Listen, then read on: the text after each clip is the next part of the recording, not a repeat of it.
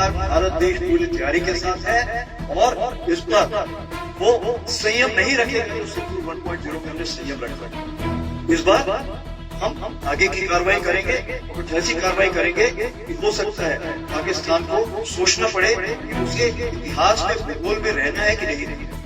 अगर उसे भूगोल में अपनी जगह बनानी है तो उसके लिए उसे जो स्टेट स्पॉन्सर टेररिज्म जिसको हम बोलते हैं, यानी कि उसका देश जो टेररिज्म को स्पॉन्सर कर रहा है उसे रोकना पड़ा।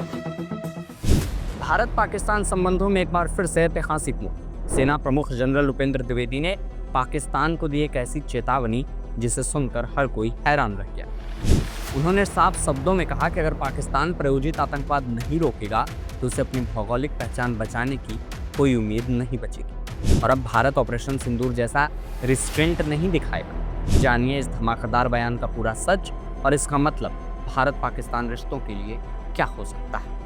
नमस्कार, आप देख रहे हैं सत्य भारत टाइम्स और मैं हूं आपके साथ विरूपाक्ष कौंडिल्य। हाल ही में भारतीय सेना प्रमुख जनरल उपेंद्र द्विवेदी ने पाकिस्तान को सीधी और सख्त चेतावनी दी। राजस्थान के श्रीगंगानगर जिले के अनूपगढ़ में सैनिकों से बात करते हुए उन्होंने कहा कि पाकिस्तान अगर राज्य प्रायोजित आतंकवाद बंद नहीं करता तो उसे नक्शे से मिटने के लिए तैयार रहना चाहिए। इसे हाल के वर्षों में भारत की तरफ से पाकिस्तान के खिलाफ सबसे बड़ा सैन्य संदेश माना जाता है। जनरल द्विवेदी ने बिना घुमाए फिराए साफ कहा कि अगर पाकिस्तान नक्शे पर अपनी जगह बचाए रखना चाहता है तो उसे आतंकवाद की फंडिंग और आतंकवाद की मदद बंद कर दे। सबसे बड़ी बात यही रही कि उन्होंने यह साफ कर दिया कि भारत अब वैसा संयम नहीं दिखाएगा जैसा भारत ने ऑपरेशन सिंदूर के वक्त दिखाया। जनरल के शब्द थे कि इस बार हम संयम नहीं रखेंगे, इस बार हम ऐसा करेंगे कि पाकिस्तान को सोचना पड़ेगा कि वो नक्शे पर रहना चाहता है या नहीं। ये चेतावनी समझने के लिए ऑपरेशन सिंदूर को याद करना जरूरी है।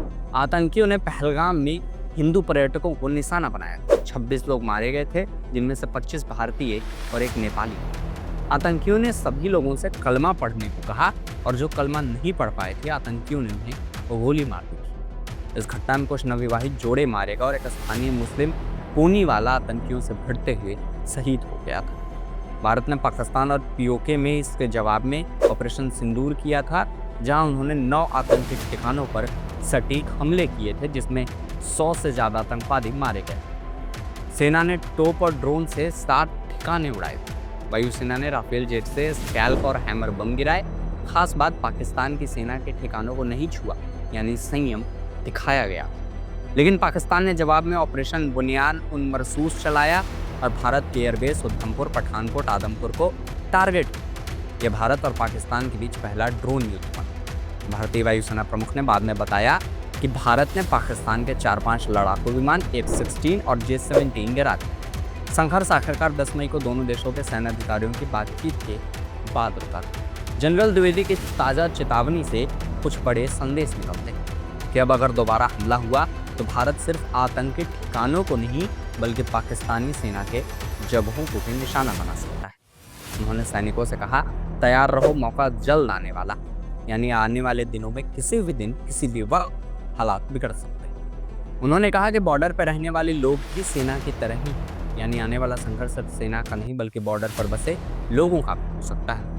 गौरतलब है कि पहलगाम हमले के बाद भारत ने कई कड़े कदम उठाए थे, जैसे सिंधु जल संधि को रोका था, अटारी बॉर्डर चेकपोस्ट को बंद किया था, पाकिस्तानियों का सार्क वीज़ा बंद किया था और पाकिस्तानी दूतावास का स्टाफ आधा कर दिया था। इसी बीच रक्षा मंत्री राजनाथ सिंह ने भी कहा था कि अगर पाकिस्तान ने सरक्रीक में कोई हरकत नहीं की तो इतिहास और भूगोल दोनों बदल जाएगा। दोनों देश परमाणु शक्ति संपन्न है, इसलिए युद्ध का खतरा पूरी दुनिया के लिए चिंता का विषय है। मई 2025 के लड़ाई के समय अमेरिका के उपराष्ट्रपति और विदेश मंत्री ने हस्तक्षेप करके युद्ध रोकने की बात कही थी। दुनिया भर के देश पहलगाम हमले की निंदा कर चुके हैं और भारत की आत्मरक्षा के अधिकार का समर्थन कर चुके हैं। यह चेतावनी डर पैदा करने और पाकिस्तान को हकीकत समझाने के लिए। भारत को अपनी सैन्य क्षमता और अपनी ताकत पर अब पूरा भरोसा है। राजनीतिक तौर पर यह जनता को दिखता है कि सरकार आतंकवाद की ओर कितना खड़ा रुख कर रही है। ज़रा सी गलती से हालत बेकाबू हो सकते हैं। अगर भारत ने धमकी दी तो उसे इसके लिए तैयार रहना पड़ेगा। पूरे दक्षिण एशिया में इससे अस्थिरता भी बढ़ सकती है। कुल मिलाकर ये बयान भारत पाक रिश्तों में एक नया मोड़। भारत अब ये संदेश दे रहा है कि अगर आतंकवाद नहीं रुका तो आने वाला जवाब पहले से ज़्यादा खतरनाक होगा। इन खबरों पर बाकी अपडेट के लिए आप बने रहें हमारे साथ और देखते रहें सत्य भारत।